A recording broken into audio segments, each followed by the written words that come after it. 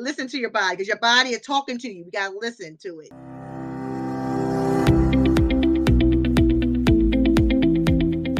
Welcome to Running is Cheaper Than Therapy podcast. I am your host, Dr. Weta L. Brown. I inspire and promote movement. I explain how running adds to life from a mental wholeness aspect, how obstacles can be overcome in life to make it to your finish line. Welcome to Running is Cheaper Than Therapy, episode 57. Today I welcome a good friend from my old days in Philadelphia. Dawn is a fellow runner. She's also my soror. We go way back. Let me tell you a little bit about Dawn. She's an award-winning communication professional with over 25 years in journalism, media relations, sports marketing, and event management. Dawn is the owner of Elite Access Running, a full-service race management and wellness company that specializes in event management, public relations, social media, and wellness for athletes, organizations, and premier races. She is a USATF certified running coach. She provides one-on-one and group coaching for runners, pace, team coordination for races. And her company, Elite Access Travel, organizes destination races for athletes and organizations. She is a native of Philadelphia and has been running all her life. Please welcome Dawn to the show. Well, thanks for joining me today. Thank you. I'm happy to be here with you. Tell me, what made you start running? Wow, let's see. I'm laughing at the same time or smiling because when my friends hear this, or if they heard you ask me that question, I've always been a runner. I've been running since middle school. Okay. Yes, I started off running with my church. My church, in Mount Carmel Baptist Church in West Philadelphia, had a church track team. So I ran with my Oh, really? I've never church. heard of church having a track team. Exactly. We actually had church meets. So it was a number of churches that actually had teams. So I ran with my church and with my middle school, Sayre Middle School. Okay. So what events did you run in middle school? Do you remember like what distance? That's another funny thing. So starting out, it'll make sense shortly.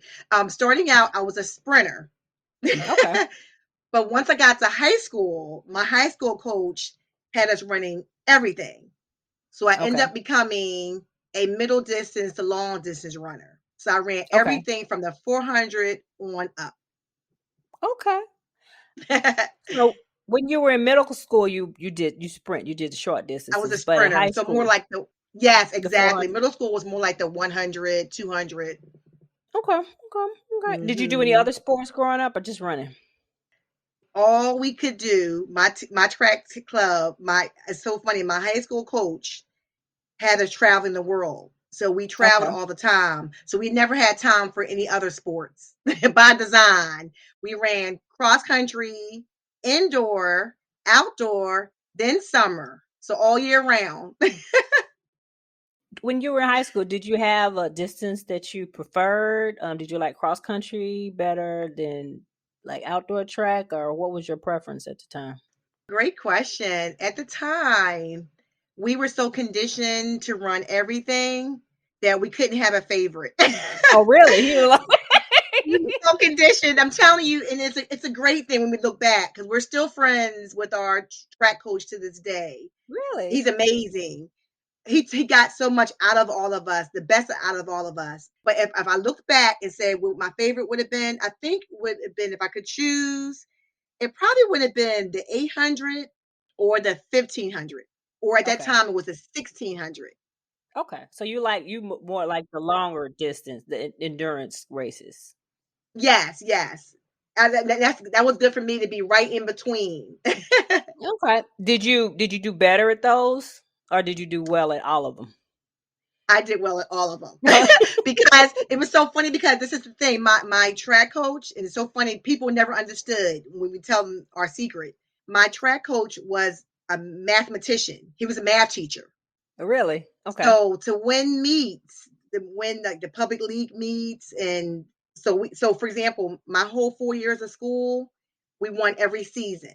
So Okay. to win, you had to have everybody running everything to get the points. Okay. Okay. Okay. Okay. Yes, yeah. And I'll give you an example. My senior year, I ran 4 events. I ran make sure I get it right. I did the 800, the 1600, the 3200, and I ran a leg on the 4x4. Okay. So that's a lot of points for one person. Okay. Okay. So just imagine me with all my other teammates racking up the points. Okay. Okay. so Okay. he knew how to win and get the best out of everyone. Well, that's great. You went to college on a track scholarship, is that correct? I did. I did. Initially, I went to Virginia State for 1 year. Then I ended up transferring, and I went to Delaware State College at the time, now Okay. university. So in what events did you run in college, or all of them? Actually, college was a little different. Okay. Okay. Yes, yes. In college, I did cross country, and I ended up being more of a middle distance, 800 on up. Okay. So kind of similar to high school. You said you always ran. Did you ever stop running? I did. After college, I took a nice break. I picked it back up after the birth of my son. Okay. And what is it, just because you wanted to get back to it, or what made you start again? So after college, I did stop running, but I did pick it up before my son. So I guess it kind of somehow started, stopped again. And so I should say, since the birth of my son is now 12, I've been Okay. consistent, Okay. for 12 years consistent. So I picked it back up to lose weight Okay. So initially. what made you stop? Were you just kind of tired and just burn out, or? I think just kind of tired. I guess life kind of took over. Mm-hmm. And it's so funny because thinking back, I'm like, I don't know how that could happen. Because now I can't imagine stopping in terms Mm-hmm. of the whole working out process. Because Mm-hmm. now I do a good mix, so I'm not just running. I'm in the gym daily, Good and I'm training. with cross training and cycling.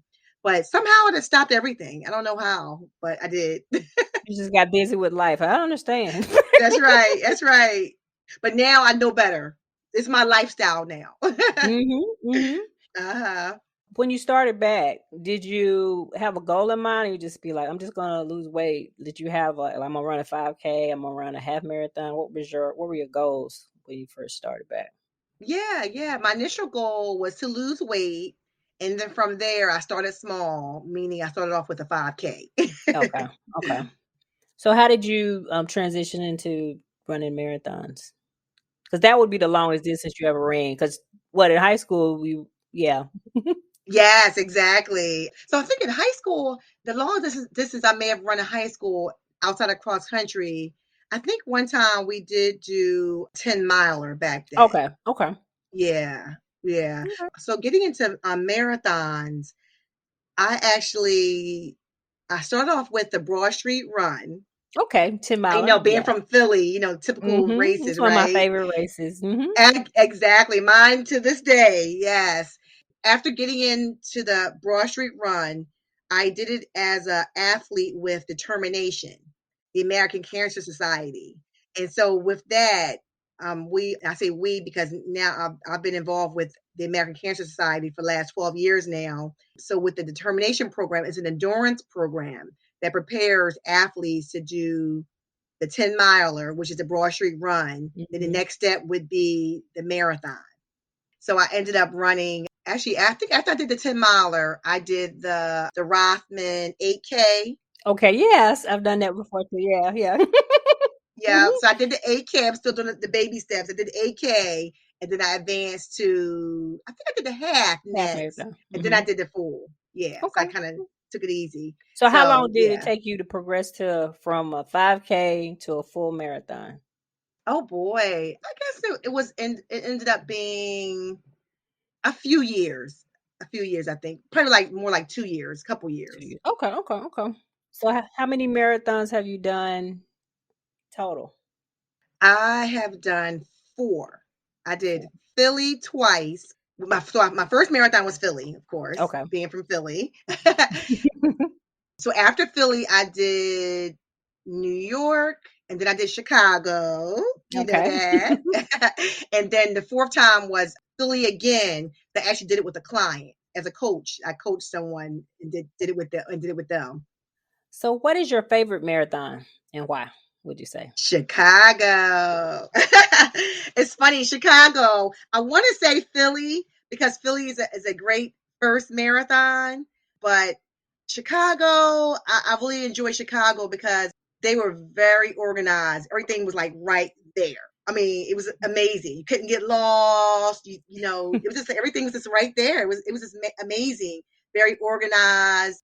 There were people during the course, very great with crowd support. Even though I could say the same things with Philly as well as New York, but Chicago, I think took it over Is for your me. favorite? Okay. Yes. Mine too. All right. So what is your least out of the four and why? Uh-oh, Your least. least favorite, yeah. I think New York because New York it was just like a journey to get. Yeah. I did it in 17. That was my last one. The whole Staten Island thing. Yeah. Yeah. It's major. It's real major. Yeah, it's a lot to that. I mean, not to take anything away totally Yeah. from New York. Because I would definitely say out of those, I would say out of the 3 marathons, definitely do all 3 of those if you're into marathoning. So I would definitely say do Philly, do New York, do Chicago. But I think New York was my least favorite because that's because the whole journey to get there. So you've done Philly twice. Was it because they changed the course, right? Did you do it the old course and the new course? I think it was still the same. I think it was still the same because Okay, what okay, happened was okay. they changed the course, they changed it back. Oh, they changed it back. Okay. Okay, okay, okay. Sometimes people think that your voice doesn't have a you don't have a voice, but Philadelphia we showed that we had a have a voice. Once the course changed, Mhm. we definitely spoke up as runners Mhm. because it was like added hills, added extra, some stuff was taken away.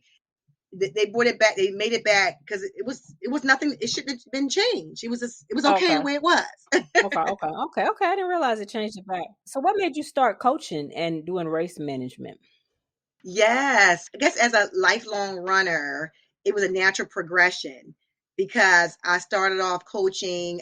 I did high school coaching, I did college coaching, and then now I'm coaching all ages. I should say, actually, you know what? As I back up a bit, I started off coaching initially with the American Cancer Society with Okay. the determination program. That's how I Mhm. actually started. And then Okay, from okay. there, yeah, that's when I did high school, college, and just all ages there.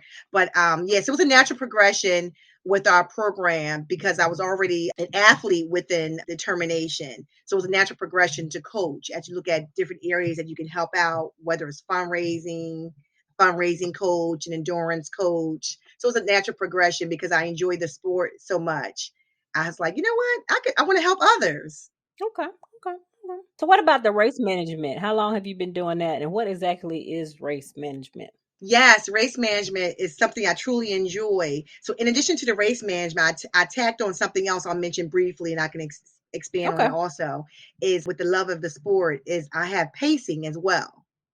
Okay, So, okay. so with Elite Access Running, so we have a unique mix of my background being in journalism and public Mhm. relations. So we do the event management side, meaning that we can come do a 5K run for someone, and that has popped up quite a bit with different nonprofit organizations. So oftentimes they need someone to actually plan it from start to finish, Mhm. or as they say in the event world, soup to nuts. Okay, okay. Yeah.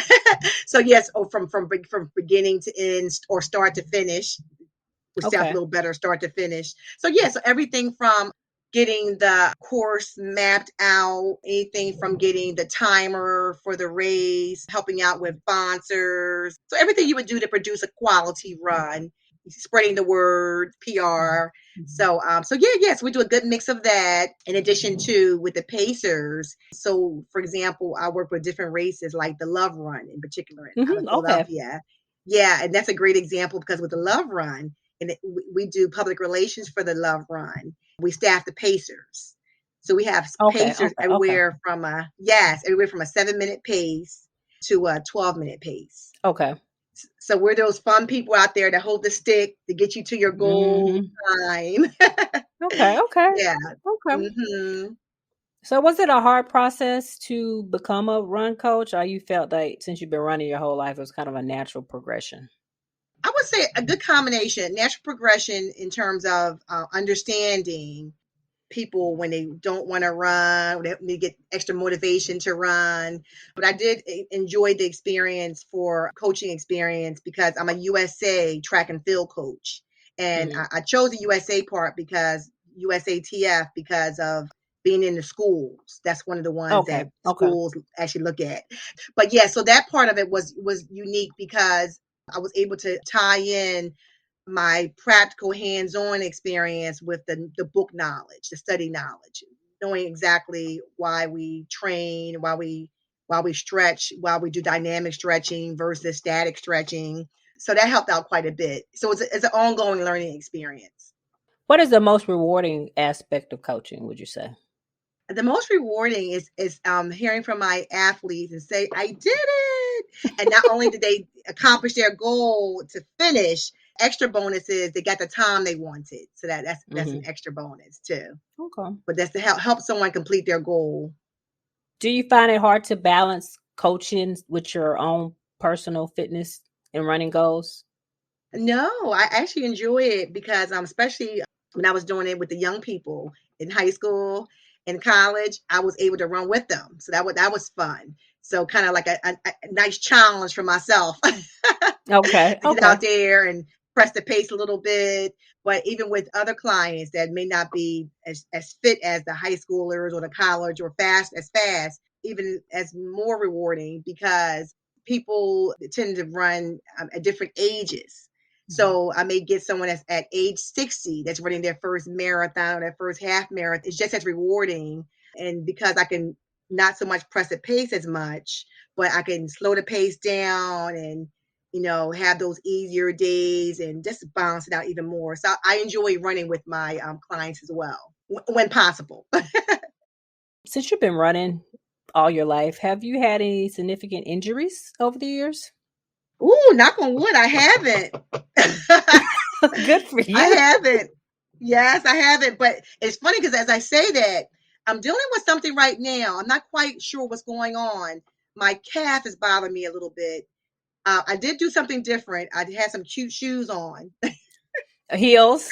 So yes, Yeah. exactly. Some heels. I did something a little different and it was carrying a little extra. So I don't know. I don't know if I strained my calf. So I'm kind of going through the checklist of different things going on because it's taking a little longer to heal. How long has it been bothering you? Yeah, it's been bothering me since October. Yeah, And I've yeah. been to the doctor. Okay, Yeah, I've been okay. to the doctor. Good. So we're ruling out. Yes, yes. And that's one thing I don't wait. And I haven't been running. So Okay. I've been taking it easy. So I've gotten ultrasounds on it. So I'm definitely a proponent. When I tell my clients, I practice what I preach. I definitely don't press it. I go check it out. Mhm.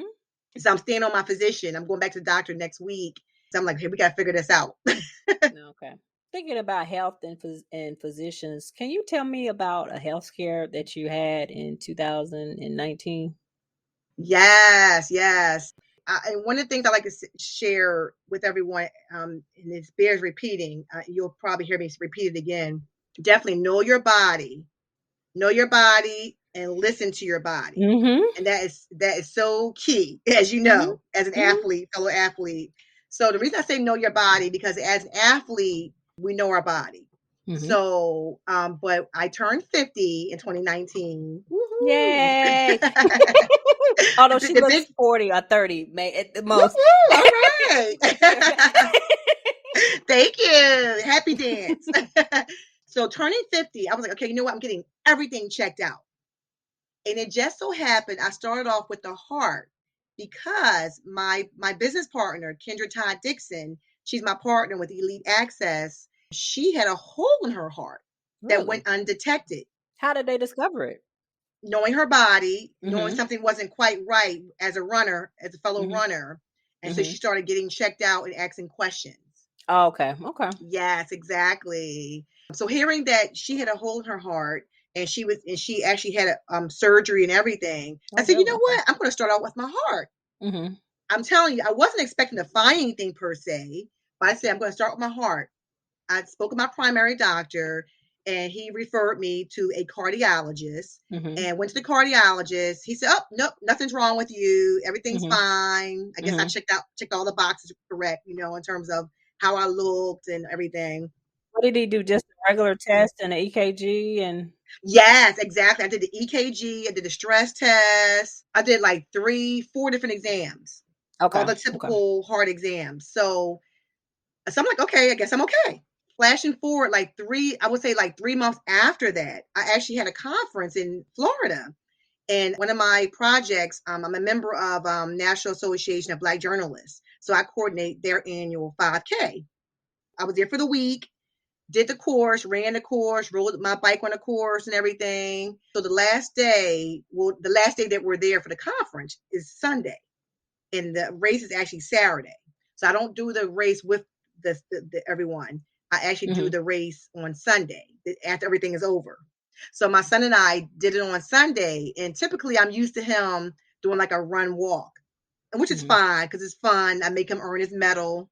Mm-hmm. I earn my medal. Mm-hmm.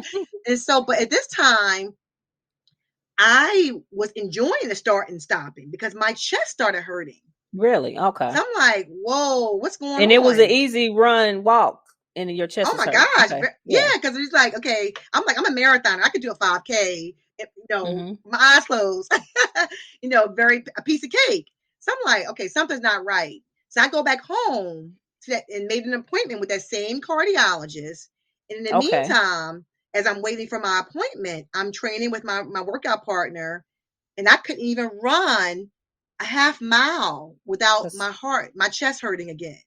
mm-hmm. So I'm like, okay, something's wrong. Something's wrong, yeah. And yeah, and mind you, I didn't have this pain before. So Mm-hmm. before I was just doing preventative, I'm being, Yeah. I'm checking it out. So I went back to the same cardiologist. He did the same test. And then Mm-hmm. he said to me, get out of here. Nothing's wrong with you. Go see a neurologist. Mm-hmm. A So at that neurologist. time, Why did he want you to see a neurologist? Okay. yeah, right. So it was your chest hurting, like on the left It's my side? chest hurting, not my Okay, okay. head, not my brain. Okay. So I had no clue what this meant. He didn't look like us. Did he give you a monitor or anything? Like did you ever He have did like a not. okay. He did not. I did all those tests, but like I said, apparently I looked a certain way, and he's a marathoner at that. Mm-hmm. But I wasn't at that time.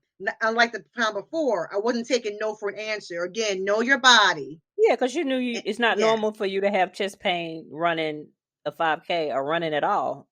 at all, exactly. And listen to your body. That's right. Listen to your body because your body is talking to you. You gotta listen to it. So I was like, okay, forget him. And funny enough, even though it seems to be hard to get appointments now with due to COVID, but at that time, for some reason, it was really hard to get a cardiologist appointment.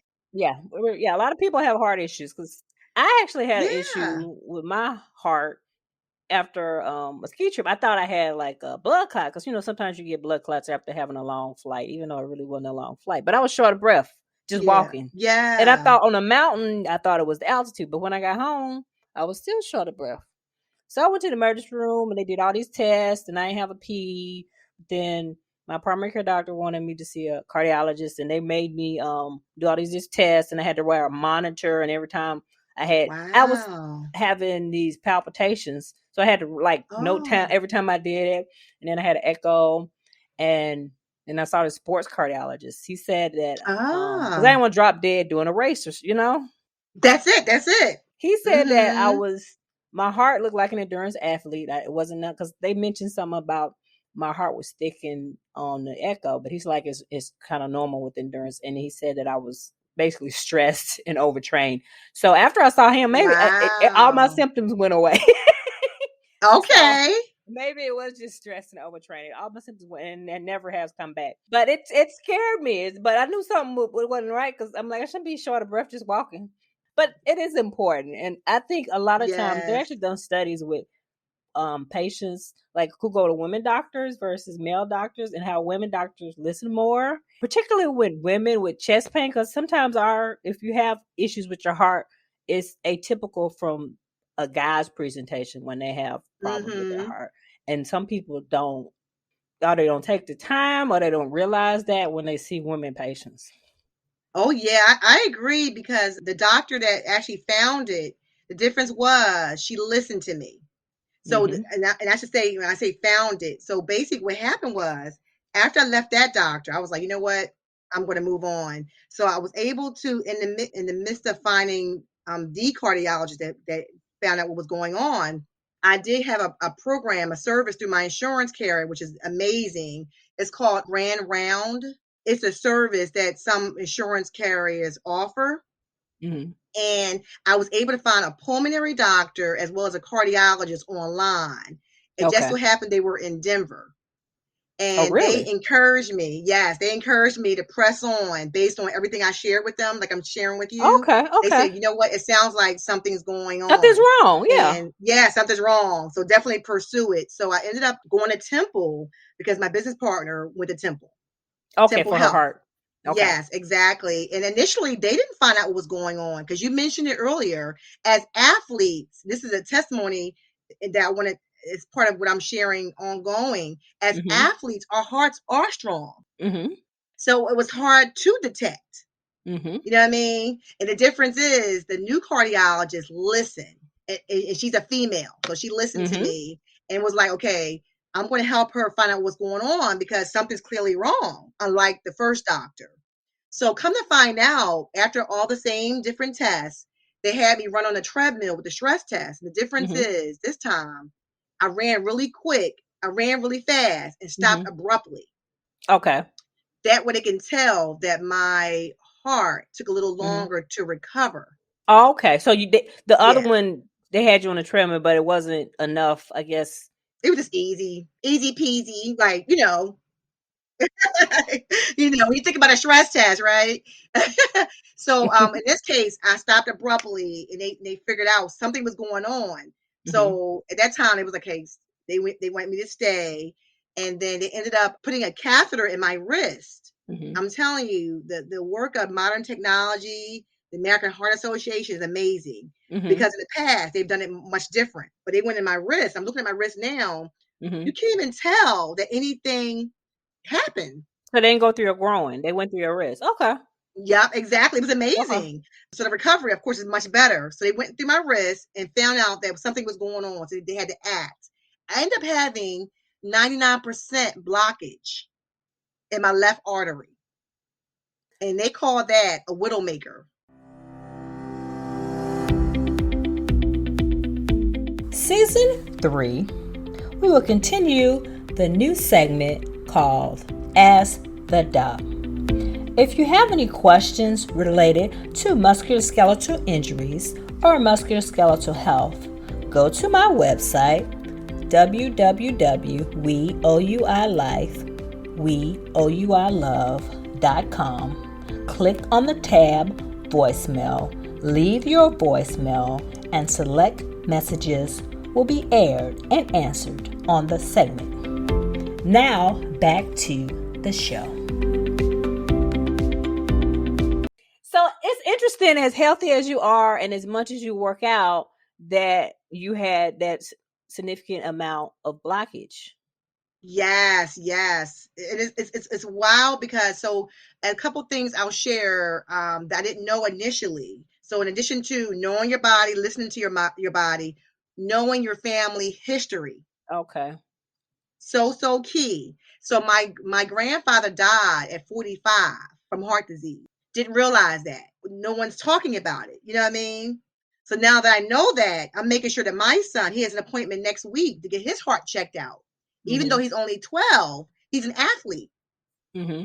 So the fact that I have a family history of this, and as I state that, even though some of us are predisposed or Mhm. a predisposition to this, still can combat this. We can still fight this. You know what I mean? Mhm. Especially if you do know in advance, even more That you have a reason. history.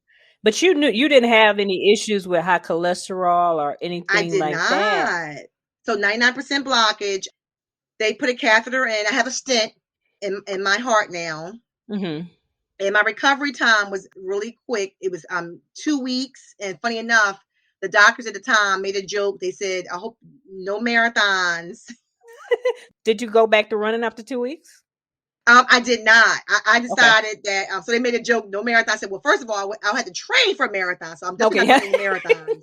First of all, but no, I actually decided to take a month off just to be on the safe side. Prior to that, I stopped running altogether because doctors were saying. Because after I did the online doctors, I did go to a pulmonary doctor, and she was like, "Oh, you're fine. Nothing's wrong with you. Okay. You can still continue running." But again, those doctors You're like, don't "No," know. because you're like, "I don't wanna have to drop dead running." That's why yeah, Exactly. no.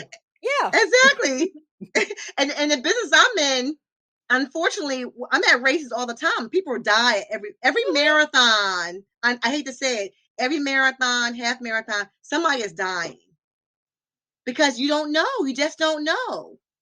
They don't. The races don't always tell you what happened, but behind the scenes, we see what happens. Unfortunately, I think it happens for the same reason. They don't know. Either the person either didn't listen to their body or just didn't know because their heart is strong. I've been doing a lot of research in terms of heart disease. And you mentioned earlier, our symptoms are truly different than Mhm. men. And then there are some cases when people are having heart problems. I heard a story recently, people are having heart problems, and it's not necessarily due to a clogged artery. It could Mhm. be something called SCAD, you may have heard about before. Mhm. So it's more common in women. Can you explain that to my listeners? Oh, sure, sure. It's just, I don't know the actual abbreviation, but I can tell you what it is. I should have looked up the abbreviation. It's a chest pain that Mhm. some women get, and it's coming from a tear in the artery muscle, and Okay. it's more common in women. Okay. And one thing I always like to share now, as I knew more and more about heart disease, is that we have agency over this disease, meaning that we can fight this disease. So 80% of heart disease is preventable. Heart Mhm. attacks, all this is preventable. It's preventable by eating less, Mhm. eating healthier, Mhm. moving more, Exercise. Mhm. staying active, And listening to your exercising. doctor. If you do have like high blood pressure, take your medicines and all that good stuff until your doctor says that you're okay. Yes, Yes. yes. Eat your veggies. Yeah. Yes, definitely. So I'm Mhm. definitely a proud advocate of heart disease now. I do a lot of work with the American Heart Association as a result of what I've gone through. It's interesting how that just the fact that you listen to your body, because if you didn't listen to your body, I mean, it could have been a totally different outcome. I remember telling different people during the time I was having this pain. I kept saying, I got to figure this out. I got to figure this out. So my goal was to find it out by my 50th birthday, which was in November 6th of 2019. I didn't find out then. So my new goal was to find out by the new year Mhm. before 2020. And I was so pleased to find out, so blessed to find out 2 days after Christmas when I Mhm. found out what was going on. So I Mhm. thought I was going in for a routine stress test, Mhm. and they just kept me overnight. Okay. So Okay. thank God it was overnight. But this is a kicker too. As I talk about this, I'm really good friends with my cardiologist. She's amazing, What's her name? Dr. Sabrina Islam. Okay. Dr. Sabrina Islam. Yes, at Temple Health. And it's so funny because she did the heart walk with me most recently. The heart walk was on my birthday. She did the heart walk with me. But I've been saying all this time, it wasn't until recently she corrected me. I've been saying all this time that she saved my life, her and her team. Because Mhm. it was her and her team. I said, Y'all, you saved my life. She said, Dawn, you saved your life. She Mhm. said, because I tell people to do what you already were doing. Mhm. So when people have a heart attack, doctors tell them they have to work out, eat better, da da da Mhm. da. So everything I've already been doing, I've already been taking preventative measures Mhm. already. So had I not been doing that, I may not be here today to share my story. Yes, that's true. That's true. That is so true. Question: when you started back running, were you nervous? Actually, I wouldn't say nervous. I was just like, take it easy. Felt immediately a difference. I had no pain. I'm like, oh, no Like this pain. is how I was before. Yeah. Yes, I'm repaired. Yes, uh-huh. And it's Okay. so funny. My sorority sister, she had heard me because she had some heart issues, and she was encouraging me right after it happened. Like you have to share your story. So what? Someone, sometimes people say, they're not ready to share their story or they Mhm. don't know. It wasn't even a thought because she had already told me I had to share it. So I was like, Mhm. oh, okay. So Yeah. right after, I'm like blogging about it. You never know who else is out there going through the same situation. That's right. That's right. Exactly. And doctors know what we tell them. And that's why it's so important to keep a journal, keep a Mhm. little notebook with you. If you're having some kind of pain, write it down. That way, Mhm. when you get to your doctor, when you speak to your doctor, you can let them know, okay, on this day, I had this pain, Mhm. this Mhm. reoccurring. Yeah. And it's important if Yes. you don't like your first opinion, your doctor really didn't listen to you or didn't give you the service No. that you needed. It's important to seek another opinion if you feel that you're not getting what you need from the first physician, or even if it's a physical, like if you're injured and going to therapy and you feel like you're not getting. Mm-hmm. I mean, we have, if you, especially if you have health insurance, you pay for it for a reason, so you should basically get your money's Yes. worth. I mean, a lot of people think, like, a lot of people don't think about their health insurance. Like, I'm real specific about what insurance I have. I always try to get like a PPO, which is, means you can choose the doctor that you want to go to. Because sometimes if you're in HMO, you're kind of limited to who you can see, especially if you're healthy. If you have issues and you think, oh, I'm healthy or whatever, and then you want to go see this specialist and you can't because it's out of your network and you have to pay all this Mm-hmm. money. So it's something to think about, that extra $50 a month that you're spending on whatever, put it towards your health because you may need it one day. Excellent point. Excellent. They do say health is wealth. It is. It really is. Yes. So, do you have a bucket list as far as running? Anything that you want to do, goals, aspirations, as far as running your business? Oh boy, I just want to be healthier. Like I'm 52 now, and I'm meeting people of all ages in the gym. And as a pacer, so in addition to staffing pacers, I still pace because I Hmm. love just, especially the 2 hour pace. I love to get someone's running a 2 hour half marathon. I'm like, okay, you can go even faster, like to get like 157. I'm always looking to encourage people. I mention that because I have a pacer. I got to double check his age. I want to say 84. I may have elevated his age a bit. But hey, still, if even if it's 80 or 84, it's still good. No, even 70s, right? I So know. so anywhere between 74 to 80, something like Okay. that. But Okay. Okay. the fact is, I'm meeting people that are like 60s, 70s that look amazing, and the fact that they're running beyond the 5K, a 5K at that. So I want to be able Hmm. to run longer. So not so much longer in terms of a marathon per se, but longer in my age, just Yes. to have that Yes. option. Yeah. I want to do a 5K and win my 80th age, my 80s Hey. age Oh group. yeah. Or like the, is it this lady actually that I think she competes in the pin relays I used to, and she was like 100 years old, African American lady. Yeah. Yes, yes. And it's so funny. I do have a quick story. I had competed against a lady. I didn't know because sometimes when you're running 5Ks in particular, you don't know what all races, but this was a 5K. I was like, oh, I'll do this easy 5K, but you don't know the ages. So Hmm. this one woman made me run. She made me run. And I'm telling you, the only reason I beat her is because of the speed training that I do Hmm. and in my age. Hmm. My age, speed work I do, and the fact that I'm a little faster, I think, in terms of again the speed work. That woman, this was a few years ago. Her name is Diane. We're friends on Facebook to this day because of that. I think at the time I was in my 40s, Hmm. and Diane was like in her 60s, Hmm. making me run. She was getting it.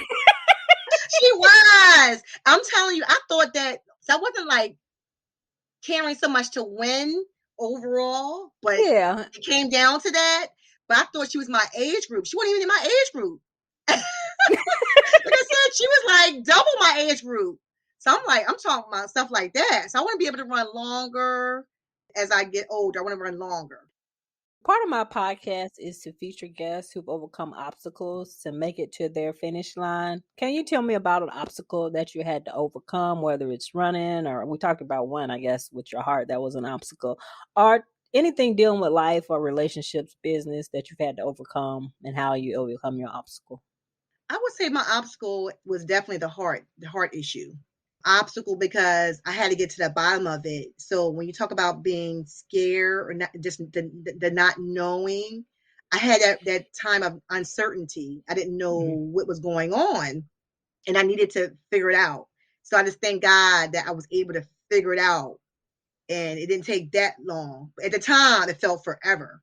It felt like a Mm-hmm. very long time. So a month is long, 2 months, 3 months is long, and that's why I just try to share as much as I can, as often as I can with others, because there's someone out here that is listening that's going through something. I meet people every day that's going through some kind of pain, even if it's not just the heart side. It could be Mm-hmm. other issues that I really want you to get checked out because people are dying every day. Life is so precious. We had a death that we affected us yesterday, just yesterday, with our sorority. Yep. And one of my classmates passed away this morning. Exactly. Tomorrow is not promised. Today is not promised. I mean, like I would say, live life to your fullest. That's what I try to do with everyone. Like, I try to live life to my fullest because I know there's people probably saying, I have people close to me, like, why you keep sharing your story? Because I have to. I have to.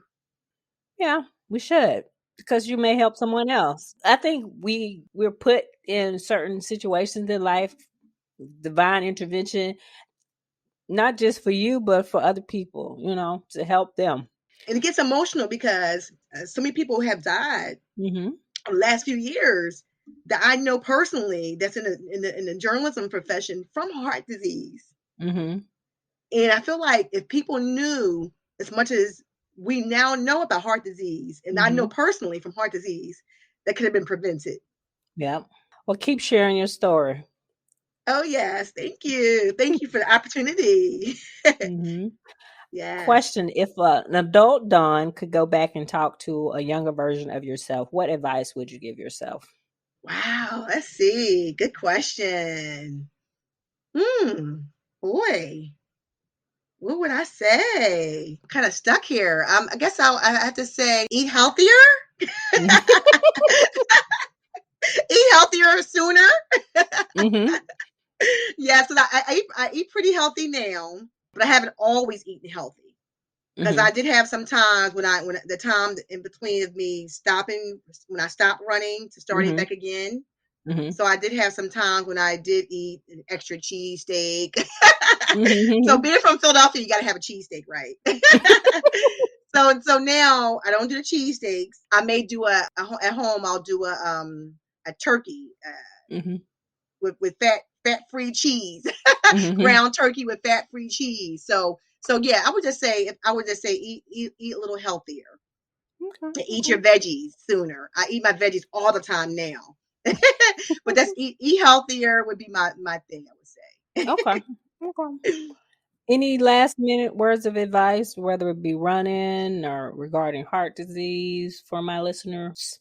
Be happy, have fun. We have this life to live and we want to enjoy it. Enjoy the moments. If you're in a situation and you're not happy, do your best to get out of that situation, whether you have to talk to someone, get help, see a psychiatrist or a psychologist, talk to someone, a trusted counselor or a Mhm. trusted friend. Life is so short, so precious that I want everyone to be happy and live a longer life, a longer healthier life. When I talk about living longer, I want to encourage everyone to live a longer, healthier life. We don't want to be here longer with all kind of diseases that are Mhm. preventable. You know what I Yes. mean? And I know a number of us, and I'm that person as I found out about this hereditary side because I talked to my doctor. She said, "Yep, that's the reason why because it's your hereditary." But even though that's the case, we can still prevent. Once you find out or once you know, do all the steps to prevent it. And if it does happen, don't beat yourself up about it. Just know that you don't want it to happen again. Because some people, the beauty of it is, I did not have a heart attack. Yeah. So I caught it. So even those that are listening that have had a heart attack, it's still okay because you don't want to have a second one. You can have a Yes. second one. Yeah. So you don't want to have it happen again. You don't want to clog your arteries back up. Yeah. You So don't. once You don't you want to get, have anything else, or a stroke, you or don't have anything else. anything Yeah. else, a stroke Yeah. or anything else. Exactly. And same with diabetes. There's no such thing as pre-diabetic. People have heard it, but there's no such thing. I had a doctor tell me that. Mm-hmm. Once you're pre-diabetic, you have it. Mm-hmm. Meaning that stop all of that. Stop the sugar. You know what I mean? Yeah. I mean, listen to your doctor. Some people don't take Yes. diabetes seriously, and even high Mm-hmm. blood pressure either, because I guess that's why it's called a silent killer. Because they think, That's yeah, I'm right. okay because I don't feel it, or I'll have a headache if my blood pressure high, and that's not necessarily true. No, it's So not. Because so many symptoms that your symptoms are unique to you in a lot of cases. And I actually have a quote if I could share. sure, I heard it recently. It's from a doctor, Dr. Claude Yancey said okay. this. He's a cardiologist, a well-known cardiologist. He said recently, if we could get the attention on heart disease that we now have on COVID-19, particularly since the consequences of heart disease are actually greater, imagine what we can do in terms of recalibrating lifestyles and making wiser choices. That's true. That's true, because Yes, it's interesting. One of my friends, he's actually a trainer. We were talking about yesterday. He was talking about people say, "Oh, everybody in my family got diabetes. Everybody in my family got this." You don't have to be everybody in your family, because everybody in my family got high blood pressure. I mean, my mother had exactly. heart disease. I don't. I mean, maybe I might be predisposed, but I work hard, and I enjoy working out. It's not like something I have to do. It's a part of my lifestyle, and You get to work it out. helps reduce stress. It's the social network. It's all the things. So It it is. helps my body, and it helps me otherwise. So Oh, yes. Yes. And mhm, this same doctor, he said that he looked at his family history. He said everyone in his family, aunts, uncles, he listed like 4 or 5 people, they all had heart disease, mhm, diabetes. He said he's predisposed to all of it. mhm, But he said, you know what he does? He outworks out. He made a little joke. Like mhm, he does mhm, everything that's so that he's not getting this. Because he already knows he's predisposed to this. As a doctor, as a cardiologist, I'm like, wow. mhm, I was just so amazed to hear everything that he shared. And the fact that when people talk about we lost so much life with COVID-19, heart disease, we had more numbers of heart disease deaths in the last 2 years. This whole time span of COVID-19, mhm, we lost mhm, more people to heart disease, not COVID, heart mhm, disease. mhm. So it's all preventable. Yeah, it Yes. is. Yeah. So move more, eat right.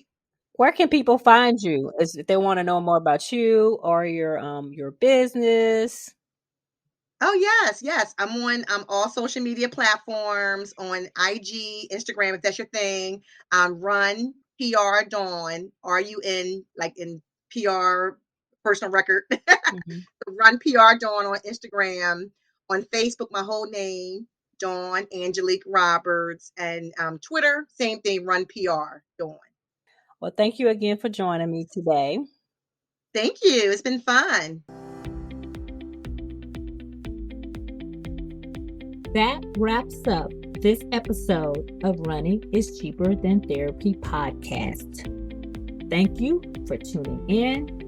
If you already haven't, please download Running is Cheaper Than Therapy podcast on Apple, Spotify, or however you listen to your favorite podcast. If you have any questions, concerns, or possible show topics, please email runnitischeaperthan-therapy, OLB, Omaha Love Brown. Again, that's runnitischeaperthan-therapy, Omaha Love Brown @gmail.com. I also can be reached via Instagram, Facebook, Twitter, LinkedIn, and YouTube. Handle We Life, We Love. OUI Life, OUI Love. Thank you, and please tune in again.